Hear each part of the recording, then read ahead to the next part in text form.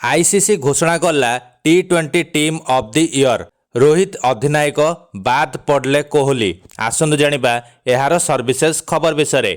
अंतर्जातीय cricket परिषद तथा ICC T20 team of the year घोषणा करिछि। एही टीम रे रोहित शर्मा अधिनायक होइतिबा बेले विराट कोहली बाद पड़िछन्ति। एथि सहित टीम रे मोट 4 जण भारतीय खेलाड़ी को स्थान मिलिछि। पाकिस्तानी खेलाड़ी बाबर आजम, जिम्बाब्वेर सिकंदर रजा को मध्य टीम रे शामिल करा जाइछि। रोहित को अधिनायकत्व रे भारत 2024 रे T20 विश्वकप टाइटल जीतिथिला। रोहित को पाई 2024 वर्ष बहुत भल थिला।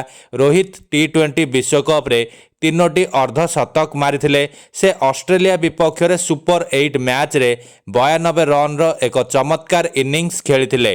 रोहित को व्यतीत हार्दिक पांड्या, जसप्रीत बुमराह एवं अर्शदीप सिंह मध्य टीम रे रहिचंती। आईसीसी पुरुष T20 दल 2024 रे रोहित शर्मा हेउचंती captain, Travis Head, Phil Salt, Babar Azam, Nicholas Pooran, Sikandar Raza, Hardik Pandya, Rashid Khan, Wanindu Hasaranga, Jasprit Bumrah, Arshdeep Singh रहिचंती।